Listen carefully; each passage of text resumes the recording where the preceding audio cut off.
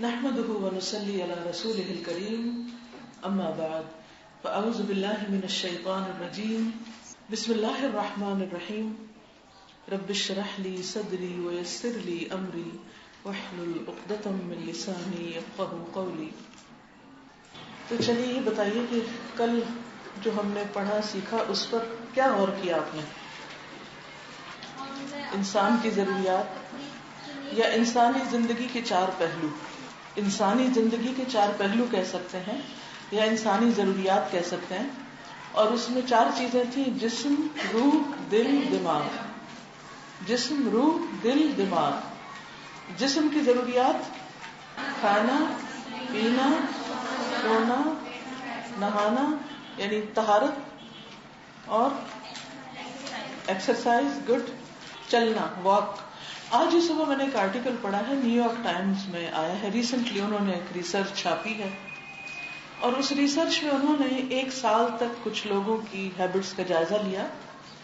2 groups تھے. ایک group تھا جس میں لوگ ہفتے میں 3 بار کم از کم 40 minutes at a stretch walk کرتے تھے, اور دوسرا جو تھا وہ مختلف قسم کی ایکسرسائز کرتا تھا, جیسے سوئمنگ ہو گئی یا جم میں جانا یا یوگا وغیرہ.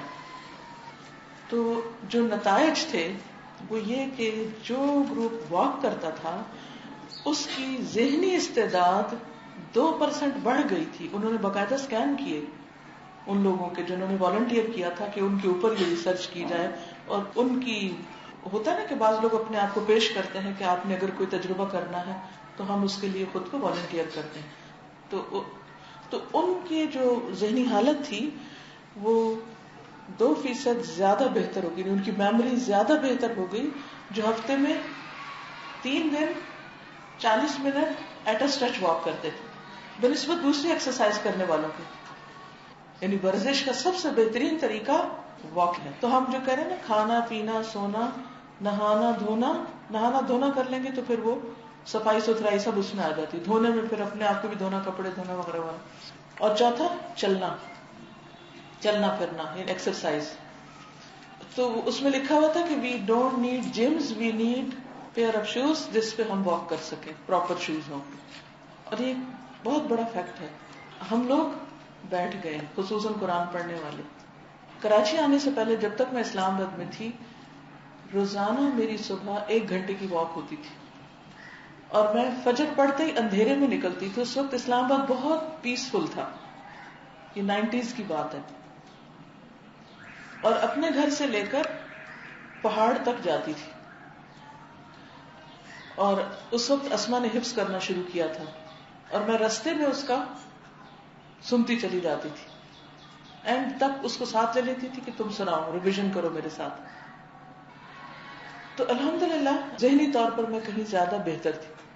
اور جب سے میری تکلیف شروع ہوئی ہے پاؤں کی اور میں چل نہیں پا رہی, تو مجھے لگتا ہے کہ میری میموری پہ سب سے زیادہ اثر پڑ رہا ہے. اور آپ کو پتا ہے آفٹر 50 جب کراس کر جاتا ہے انسان تو ڈی جنریشن شروع ہو جاتی ہے, اور وہ صرف باقی باڈی میں, دماغ میں بھی شروع ہوتی ہے, اور ڈکلائن شروع ہو جاتا ہے. اور کچھ بھی کر لیں, وہ جو واک کرتے تھے ان کی بھی ڈی جنریشن سٹاپ نہیں وہ کر سکے, کیونکہ وہ اللہ کے ہاتھ میں ہے. کوئی بھی کچھ بھی دنیا میں نسخہ کر لیں, آپ جوان نہیں رہ سکتے, آپ کو بوڑھے تو ہونا ہی ہے. تو وہ 1.4 ان کا میموری لاس ہوتا, مگر 2% بڑھ چکا تھا کیونکہ وہ واک کر رہے تھے. انہوں نے بھی اخباروں میں پڑھا تھا کہ جو لوگ ڈیلی 50 منٹس واک کرتے ہیں ان کا اولڈ ایج میں حافظہ اس طرح کمزور نہیں ہوتا جس طرح ہم لوگوں کا ہوتا ہے. میرے سسر جو تھے اللہ ان پر رحمت کرے 90+ تھے, اور 90 ایئرس تک یعنی آخری عمر تک وہ پڑھاتے رہے. آخر میں بالکل آ کے جب وہ تھوڑے کمزور اور ہو گئے, بیمار ہو گئے, تو واک اس طرح کم ہو گئی, تو پھر تھوڑا تھوڑا وہ بھولنے لگ گئے تھے. اچھا بھولتے بھی کیا تھے, جو موجودہ باتیں ہوتی تھی, ماضی کی باتیں. کوئی مسئلہ پوچھ لو, علم کی بات پوچھ لو, اس کا جواب آتا تھا ان کو. لیکن مثلا ہم جا کر بیٹھے تو پوچھتے کون آیا, بتاتے اچھا کب آئے ہیں بتاتے, پھر تھوڑی دیر کے بعد پھر پوچھتے اچھا کب آئے ہیں. یہ چیزیں ان کو بھولنے لگی تھی. لیکن جو انہوں نے ساری زندگی پڑھایا تھا وہ ان کا ماشاءاللہ ویسے ہی تھا. کچھ بھی پوچھیں دین کے اعتبار سے. اور ان کی ڈیلی روٹین تھی واک کر کے. جتنا بھی ان کے بچے, کوئی بھی کہتا تھا ہم آپ کو رائڈ دیتے ہیں, یہ کرتے, وہ کہتے نہیں, میری ایک روٹین ہے، میں اس کو نہیں توڑوں گا. اور واک کرتے تھے لازم. تو جسمانی خیال رکھیں گے اپنا ابھی سے انشاءاللہ، ٹھیک ہے نا؟ کیونکہ کتنا اچھا ہو ہم آخری عمر تک، مرتے دم تک ہماری نمازیں بہت اچھی ہوں، سجدے بہت اچھے ہوں، رکوع پراپر ہوں. ظاہر ہے کہ وہ افضل ہیں وہ نمازیں بنسبت اس کے کہ جو بیمار انسان پڑ جائے اور معذوری کی نمازیں پڑھنے لگے. چلیے، یہ تو تھا جسمانی پہلو. دوسرا تھا روحانی پہلو. اس کے لیے کیا کیا کام کرنا تھا؟ نماز پڑھنا، قرآن مجید پڑھنا، ذکر اذکار کرنا، اور روزہ رکھنا، صدقہ خیرات کرنا، کیونکہ اس سے اسپرچل ایک خوشی حاصل ہوتی ہے نا. زکوٰۃ انسان کا تزکیہ کرتی. تو یہ ساری عبادات جو ہیں یہ ساری انسان کو اسپرچلی اسٹرانگ کرتی. اچھا، تیسری چیز کیا تھی؟ دل. دل کی خوشی کے لیے انسان کی جذباتی ضروریات کیا کیا ہیں؟ محبت کرنا اور کروانا. ٹھیک ہے، یہ ہے اصل کی. اچھا، محبت کرنا اور کروانا. اور حضور صلی اللہ علیہ وسلم نے فرمایا کہ اس میں کوئی خیر نہیں جو محبت نہ کرے اور نہ کروائے. ہمارے ہاں محبت کو بڑا غلط رنگ دے دیا گیا، اور وہ بس محبت کے نام پہ ایک ہی چیز یاد آتی ہے، اور وہ ہے جنسی محبت. بس لڑکے لڑکی کی محبت، گرل فرینڈ بوائے فرینڈ، جو کہ انتہائی گھٹیا چیز ہے. محبت کے جو اعلیٰ درجے ہیں، اور دوا شافی میں آپ نے محبت کے مراتب اور درجات اور اقسام یہ سب بھی پڑھا ہے، اور کچھ اور بھی انشاءاللہ پڑھیں گے. ہم اناؤنس کر کے اب ہم دوا شافی کم از کم شروع کر لیں گے. تو اس میں آپ دیکھیے کہ یہ انسان کی ایسی ہی نیڈ ہے محبت، جیسی کھانا پینا، جیسے ذکر اذکار. اس میں آپ دیکھیے کہ ماں باپ کی محبت، بچوں سے محبت، بہن بھائیوں سے محبت، دوستوں سے محبت، تمام انسانوں کے ساتھ اچھا سلوک. تو اس میں پھر ہمیں کیا کرنا ہوگا؟ رشتوں کو جوڑنا ہوگا، صلہ رحمی کرنا ہوگا. اور محبت وہی کر اور کروا سکتا ہے جو قربانی کرنا جانتا ہوں، کیونکہ محبت کو ٹھیس بھی بڑی جلدی لگتی اور وہ اس کے آئینے ٹوٹتے بھی بڑی جلدی. تو پھر کیا ہوتا ہے؟ بددل ہو جاتے ہیں، رشتے کاٹ کے بیٹھ جاتے ہیں، دوستیاں توڑ دیتے ہیں، اور بہت سے تعلقات خراب ہو جاتے ہیں. تو کبھی بھی اس کا آپ کو کوئی آلٹرنیٹ نہیں ملے گا. اگر کسی نے ماں باپ سے کاٹ لیا تو ساری دنیا کو بھی ماں باپ کہہ دے تو آلٹرنیٹ نہیں ہے. اصلی ماں باپ کا کوئی بھی متبادل نہیں ہوتا. تو خون کے رشتوں کو اسلام نے جو جوڑنے کے لیے کہا ہے، اس میں بہت بڑی حکمت ہے. اور ان رشتوں کو کاٹنے پہ بڑی سخت ڈانٹ دی گئی ہے، بہت سخت وعید سنائی گئی ہے کہ جنت سے محروم ہو جاؤ گے اگر یہ کیا، کیونکہ یہ ہماری نیڈ ہے. سمجھ رہے ہیں نا؟ وہ نہ بھی اچھا سلوک کرے ہمیں، پھر بھی وہ ہماری ضرورت ہے. اللہ کی خاطر ان سب سے محبت کرنا ہے نا، تبھی یہ محبت پختہ ہوگی. دیکھیے، صرف انسان جوڑ سکتا ہے اللہ کی خاطر، ورنہ جو ہمارے سے زیادتی کرتے ہیں ان سے ہم واقعی نہیں دل مانتا پھر کچھ کرنے کا. اب آپ کو کیا کرنا چاہیے کہ وہ ساری حدیثیں دوبارہ پڑھنی چاہیے. رشتوں کو جوڑیے کا کارڈ جو ہے نا، ٹھیک ہے، اچھی طرح پہلے ان کو خود سمجھیں، پھر آپ اچھا سا موقع دیکھ کر بات کریں کہ اگر ہم اللہ کے لیے کریں گے تو اس کی جزا ہمیں بہت ملے گی، اور کسی اور شکل میں اللہ آپ کو اس نیکی کی جزا دے گا.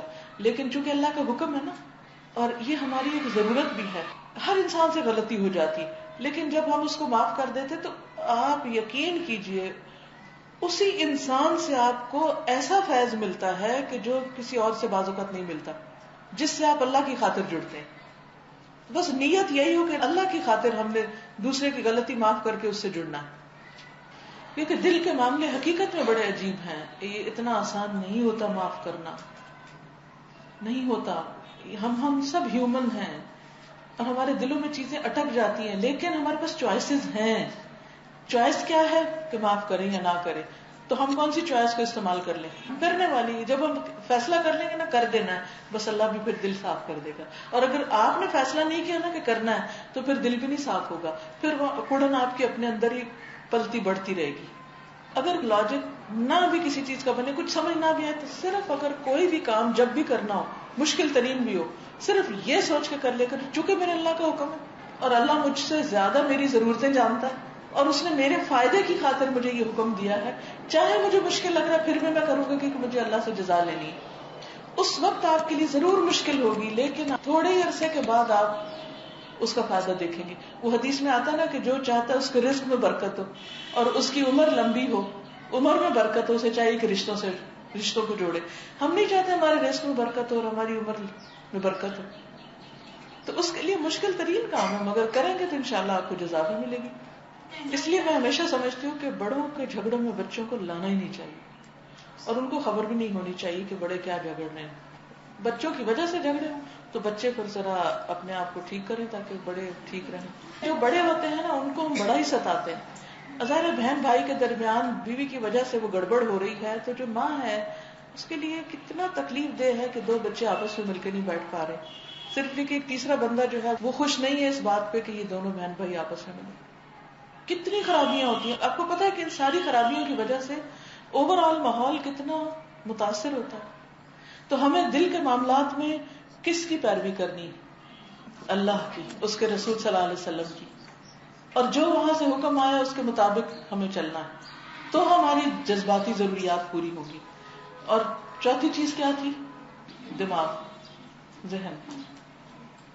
اس کی نشو نما کے لیے کیا کیا کرنا ہے؟ مطالعہ کرنا ہے، نئی نئی چیزیں سیکھنا ہے، اور کائنات میں غور و فکر، اچھی باتیں، علم دوسروں کو سکھانا ہے، شیئر کرنا ہے، کیونکہ علم ہمیشہ دینے سے بڑھتا ہے. مثبت سوچ رکھنی ہے، ذہن کو مصروف رکھنا ہے، زنگ نہیں لگنے دینا. ٹھیک ہے. دوسروں کے واقعات سے سبق سیکھنا ہے، تجربات سے فائدہ اٹھانا ہے، برے گمان سے بچنا ہے. صرف دینی نہیں، دنیاوی علم بھی خوب خوب سیکھنا ہے، کیونکہ دنیا بھی اللہ نے بنائی، کائنات اللہ نے بنائی ہے.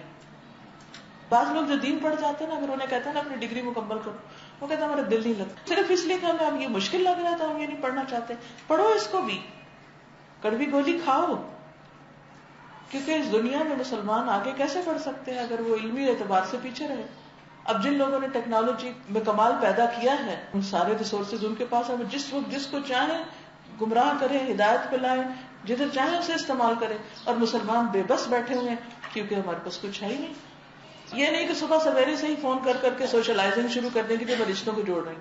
وہ قرآن پڑھنے کا وقت ہے، اس وقت روحانیت مضبوط کیجیے. ٹھیک ہے نا. اور جب کھانے کا ٹائم ہے تو کھانے پہ بیٹھیے، اس وقت آپ جا کے ایکسرسائز نہیں کیجیے.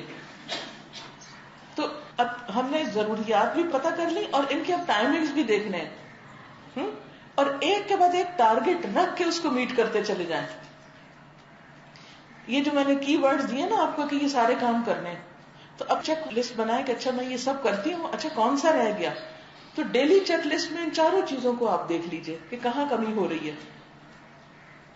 روحانیت میں کمی ہو رہی ہے یا جسمانی نیڈز میں ہم اس کو متاثر کر رہے ہیں.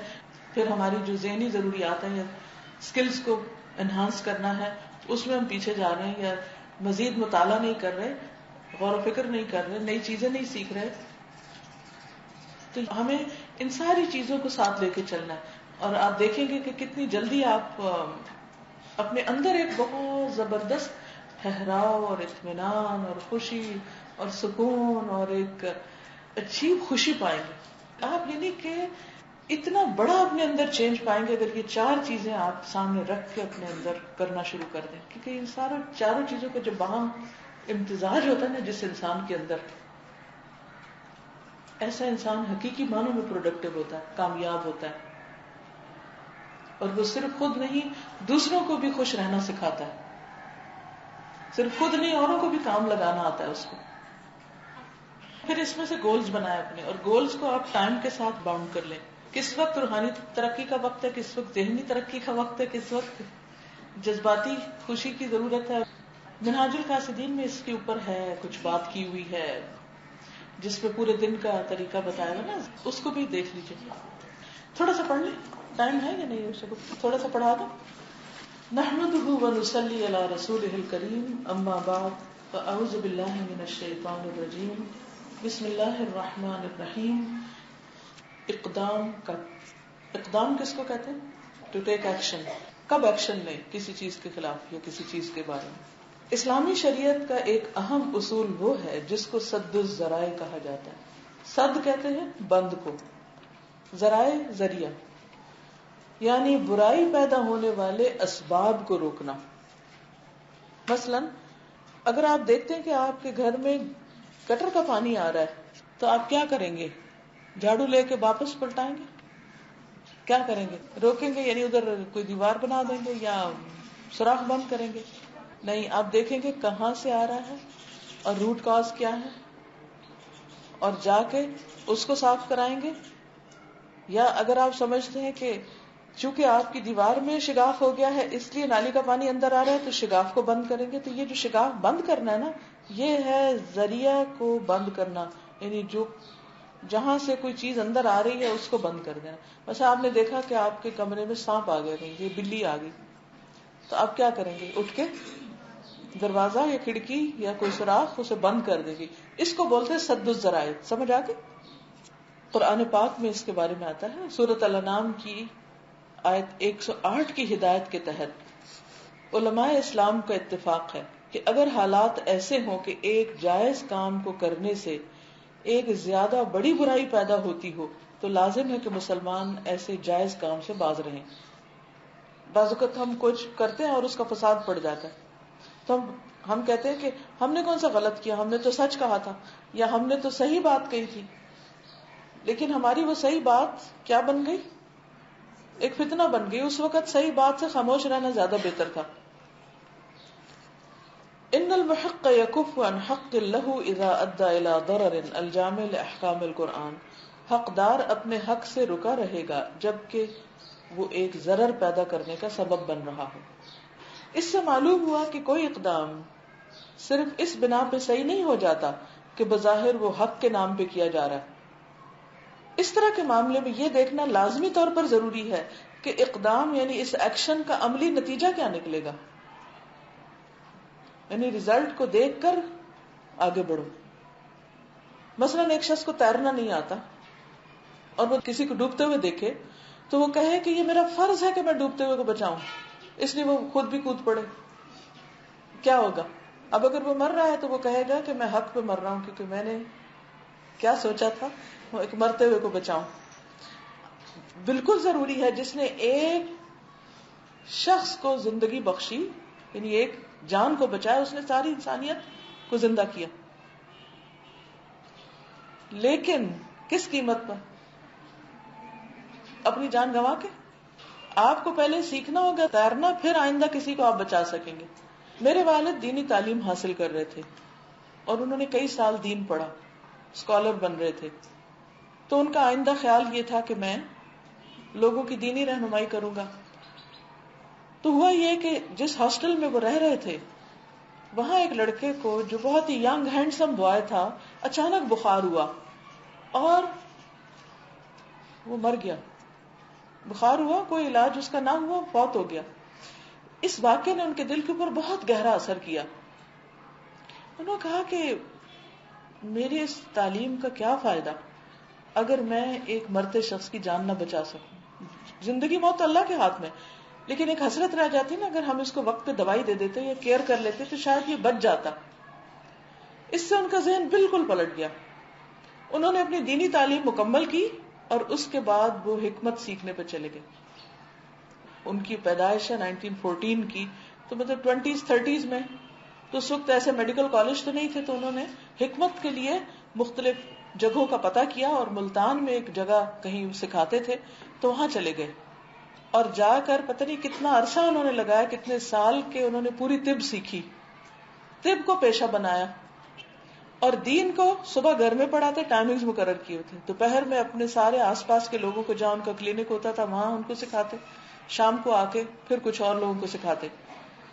تو دین کی تعلیم کو انہوں نے چھوڑا نہیں، اس سے بھی فائدہ پہنچایا، لیکن دن کا ایک بڑا حصہ مریضوں کو دیکھتے تھے. اتنی بھیڑ ہوتی تھی، اتنی کہ آپ سوچ ہی نہیں سکتے. یعنی مجھے اچھی طرح یاد ہے بچپن میں کہ جہاں کلینک میں ان کے آس پاس لوگوں کا ایک ہجوم ہوتا تھا.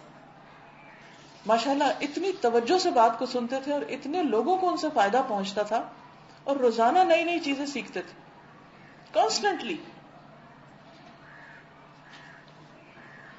اسی طرح بعض اوقات انسان جب یہ دیکھتا ہے کہ میں کس طرح لوگوں کی خدمت کر سکتا ہوں یا کس طرح کسی کے کام آ سکتا ہوں اور وہ اس میں سچا ہوتا ہے تو اللہ تعالیٰ وہ راستے بھی دکھا دیتا ہے. تو دین کی خدمت کا کوئی صرف ایک لگا بندہ طریقہ نہیں ہے، اس کا یہ مطلب نہیں کہ سارے لوگ اٹھ کے چل پڑے اور کہیں کہ ہم بھی جا کے کچھ اور بن جاتے ہیں اور چھوڑیں اس کام کو، یہ نہیں مطلب یہ ہے کہ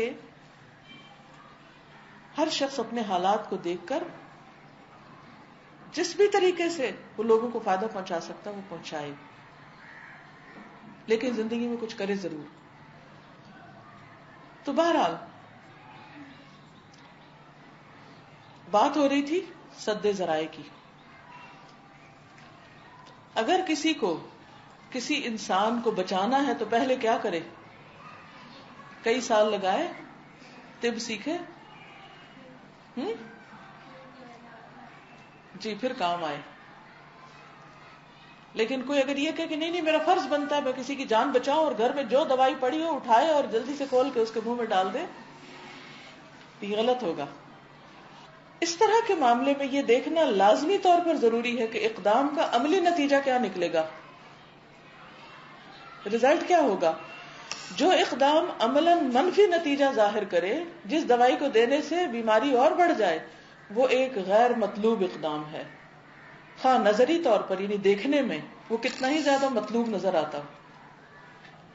ایک شخص اسلام کے خلاف گستاخی کرے، یعنی ایک بے وقوف احمق انسان ہے، اس کو پتہ ہی نہیں دین کیا ہے، تو وہ ایک ایسے گستاخانہ بول جاتا ہے. کوئی بعض اوقات ایسا ہوتا ہے نا کہ آپ بچوں سے بات کر رہے ہوتے ہیں یا ایسے لوگوں سے کہ جن کو دین کا کچھ پتہ نہیں، آپ انہیں کوئی دین کی بات سمجھا رہے ہیں تو وہ بعض اوقات دین کے خلاف، کسی دینی شخصیت کے خلاف وہ بہت ناروا باتیں کرنے لگتے ہیں. کبھی آپ کو ایکسپیرینس ہوا ہوگا کہ آپ کوئی کلاس کی بات کرتے ہیں تو کہتے ہیں ہاں ہم نے پتہ الہدا کیا ہے. اب وہ بہت گستاخی کر رہا ہے، جو کچھ الہدا میں پڑھایا جاتا ہے گمراہ کرے. اب آپ دیکھیے ہم تو قرآن پڑھا رہے ہیں، اب اس کو لوگ اگر گمراہی کہہ رہے ہیں تو آپ ان سے لڑنے بیٹھ جائیں گے؟ کیا کریں گے؟ اس وقت خاموشی اختیار کرے، بہت ڈیفینسو نہیں ہو، کیونکہ اس وقت دوسرا شخص ہارٹ ہیڈڈ ہے، اس نے سننا کچھ بھی نہیں، وہ غصے میں ہے، وہ جذبات میں ہے. ایک شخص اسلام کے خلاف گستاخی کرے لیکن حالات کے اعتبار سے یہ اندیشہ ہو کہ اس کے خلاف کارروائی کرنا شدید تر برائی پیدا کرنے کا سبب بن جائے گا، وہ اور بھی زیادہ گستاخ ہو جائے گا. تو ایسے موقع پر لازم ہوگا کہ اس گستاخی کے خلاف خاموشی کا رویہ اختیار کیا جائے.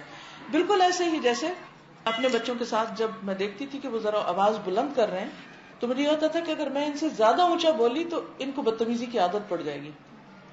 میں اس کو خاموش ہو جاتی یا پھر اپنی آواز دھیمی کرتی یا سرگوشی میں بات کرتی تاکہ وہ بدتمیزی نہ کریں. یہ بالکل ایسے ہی جیسے ایک شعلہ بھڑک رہا ہو اور آپ اس کو ہوا دے دیں تو وہ کیا ہوگا؟ اور اونچے شعلے چلے جائیں. ایک شخص آپ کو ایک چھوٹا نقصان پہنچائے اور حالات بتاتے ہوں کہ اس کے خلاف جوابی کارروائی کرنے کا نتیجہ یہ ہوگا کہ زیادہ بڑی برائی کا سامنا پیش آ جائے گا، تو ایسی حالت میں چھوٹی برائی کو برداشت کر لیا جائے گا تاکہ زیادہ بڑی برائی کو برداشت کرنے کی نوبت نہ آئے.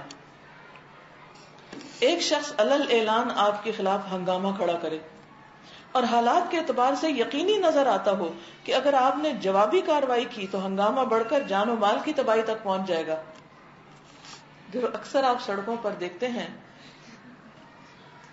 کہ بعض اوقات ایک ڈرائیور دوسرے کو اوورٹیک کر لیتا ہے نا، آگے چلا جاتا ہے، اب اس کو غصہ آ جاتا ہے تو وہ آگے جا کے اس کو پیچھے سے ہارن دیتا ہے یا پھر لائٹیں مارتا ہے، وہ اگلے کو اور غصہ آتا ہے تو وہ اتر جاتے ہیں اور پھر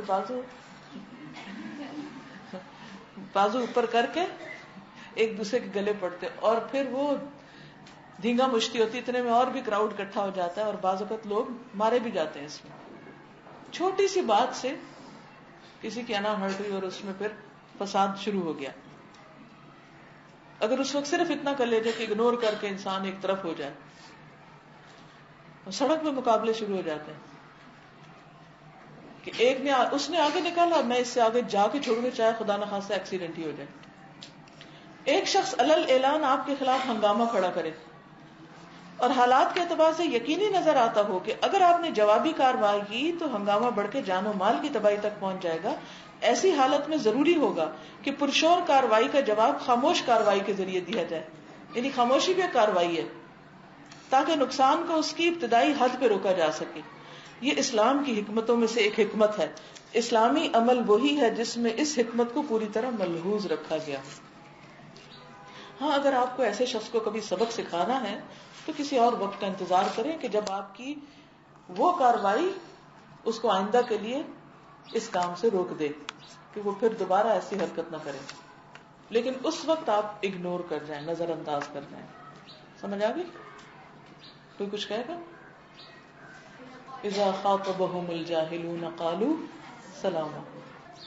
خاموشی کر کے آپ ساری سچویشن کو آبزرو کریں کہ ہو کیا رہا ہے, پھر ٹھنڈے دل سے ایک دوسرے وقت میں پلانز نہیں بنائیں, پلاننگ کریں کہ کس طرح اس کا علاج کرنا ہے. ٹھیک ہے, اگر آپ اکیلے علاج نہیں کر سکتے تو کسی کو ساتھ میں لا لیں, کسی اور کی ایڈوائس لے لیں, کسی اور سے مشورہ کر لیں. لیکن جہاں خاموشی اختیار کرنا, اگنور کرنا, نظر انداز کرنا ضروری ہے, وہاں امر بالمعروف اور نہی عن المنکر بھی بہت ضروری ہے. یعنی اس کا یہ مطلب نہیں کہ آپ دوسروں کو بدتمیزی کرنے کے لیے کھلا چھوڑ دیں, ان کی اصلاح کریں, ان کو روکیں. اسلام میں جو قانون جنایت ہے کہ اگر کوئی ایسا جرم کرتا ہے اس کو پکڑو, اس کو سیدھا کرو, تو وہ پھر اس قانون کے دائرے میں رہ کر ہی ہوگا. سبحانک اللہم و بحمدک نشہد ان لا الہ الا انت نستغفرک و نتوب الیک. السلام علیکم و رحمۃ اللہ وبرکاتہ.